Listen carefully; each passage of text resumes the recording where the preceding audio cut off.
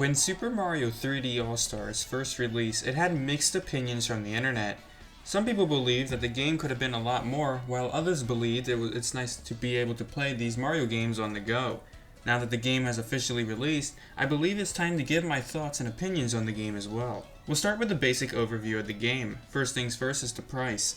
$60 to me is a little bit much for this game. I personally believe that the game should have been at least $30. None of these games are brand new and they're all just re-released on the Switch. The game's development time took around 6 months in total, which bothers me because Super Mario Odyssey, for example, took years to develop and is the same price as 3D All-Stars. Yes, Nintendo worked on all these games in the past and put a lot of effort into them, but 3D All-Stars itself was made in only 6 months. Not to mention, Super Mario Galaxy 2 is completely missing from the game, meaning if you're like me and Super Mario Galaxy 2 is your favorite 3D Mario game, then you won't be able to experience this in high quality. Speaking of development time, none of these games are ports or HD remakes. All 3 games are running on an emulator with the exception of Super Mario Galaxy, which is using a hybrid system between emulator and recompiled code. The game is also, for some odd reason, a limited release, and you can only buy it physically and digitally until March 2021.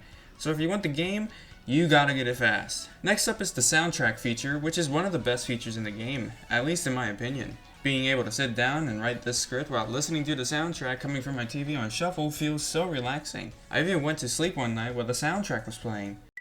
Now that the overview of the game is pretty much out of the way, let's talk about each game individually. We'll start with Super Mario 64. This game is running on the Shinju version, which is kinda disappointing.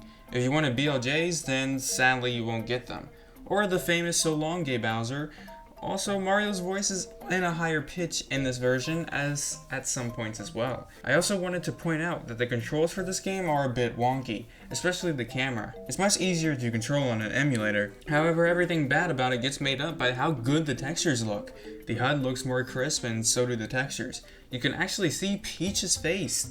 Also, one last thing I want to point out is that the game doesn't run on widescreen and doesn't run in 60 FPS either. Super Mario Sunshine. The game now runs in widescreen, and just like Mario 64, the textures look much more crisp and clear.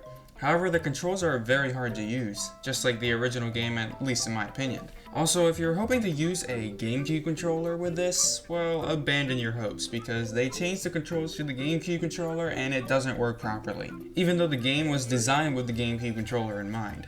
At the beginning cutscene, they did horrible cuts to FLUDD's cutscene so they could make it compatible with the Switch. Just like Mario 64, this game doesn't run in 60 FPS either, which is a little disappointing. Super Mario Galaxy is an entirely different story from these two. From what I could tell, there are no flaws to Galaxy at all. The textures look pure, crisp, and clear. In fact, they look so much better than Sunshine and Mario 64. They changed the icons from Wii Remotes to Joy-Cons and the Switch console. They even added text to fit in with the Switch. The controls have been changed as well. Now you don't need the shake to spin anymore. Also, since there isn't a sensor bar, you can use motion controls to control the star cursor. Even with the Pro Controller, it feels so smooth. Not having to worry about the sensor bar acting up anymore is truly amazing. They pretty much revamped a lot of stuff about this game to make it look as beautiful as possible. I was even able to tell that Rosalina now has painted nails, which I've never noticed until I played 3D All-Stars. I also wanted to bring up that the Ray and the Star Ball still use motion controls even in handheld mode. A bug I noticed on Ray Surfing was that I couldn't bring up the star cursor at all while I was Ray Surfing, meaning all the star bits the game wants you to collect are now uncollectible. Speaking of handheld mode, you need to use the touchscreen to use the star cursor, which is highly uncomfortable to use. They could have done something like the NVIDIA Shield version of the game does, and used the R stick for the star cursor instead of the touchscreen. The game also runs at a smooth 60 FPS, meaning it feels super fast. It's weird as to why they chose to leave Mario 64 and Sunshine to not have 60 FPS, but Galaxy feels great and complete unlike the other two games.